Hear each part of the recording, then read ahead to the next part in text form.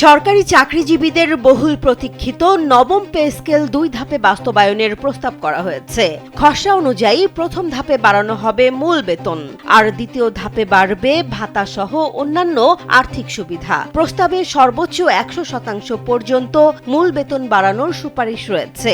চলতি বছরের জুলাই থেকেই এর আংশিক বাস্তবায়ন শুরু করে ২০২৮ সালের জানুয়ারির মধ্যে পুরো কাঠামো বাস্তবায়নের লক্ষ্য ধরা হয়েছে।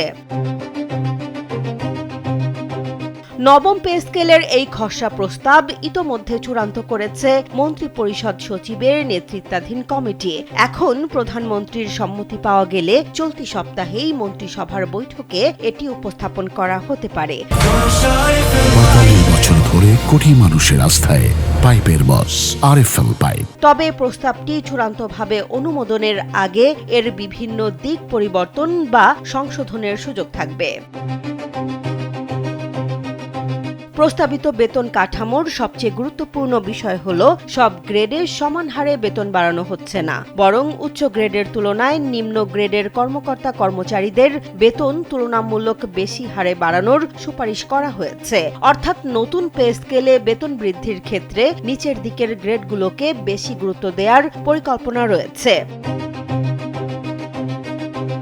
খসড়া পরিকল্পনা অনুযায়ী প্রথম ধাপে মূল বেতন বাড়ানোর পর দ্বিতীয় ধাপে ভাতা সহ অন্যান্য আর্থিক সুবিধা পুনর্নির্ধারণ করা হবে। তবে পে স্কেল শেষ পর্যন্ত কত ধাপে বাস্তবায়িত হবে সেটি এখনো চূড়ান্ত নয়। এ বিষয়ে সিদ্ধান্ত নেয়ার ক্ষমতা থাকবে মন্ত্রিসভার হাতে। পরিকল্পনা অনুযায়ী চলতি বছরের জুলাই থেকে নবম পে স্কেলের আংশিক সুবিধা কার্যকর হতে পারে। এরপর ধাপে ধাপে বেতন কাঠামোর বাকি অংশ বাস্তবায়ন করে ২০২৮ সালের জানুয়ারি নাগাদ পূর্ণ বাস্তবায়নের লক্ষ্য রয়েছে। এর ফলে সরকারি চাকরিজীবীদের দীর্ঘদিনের বেতন ভাতা পুনর্নির্ধারণের দাবিতে নতুন গতি আসতে পারে। তবে পে স্কেল চূড়ান্ত করার পথে এখনো কিছু জটিলতা রয়েছে। বিশেষ করে বিচার বিভাগ সংক্রান্ত কয়েকটি বিষয় নিয়ে আলোচনা চলছে। এসব জটিলতা নিরসনে অর্থমন্ত্রী আমির খসরু মাহমুদ চৌধুরীর নেতৃত্বে ৭ সদস্যের একটি বিশেষ কমিটি গঠন করেছে সরকার।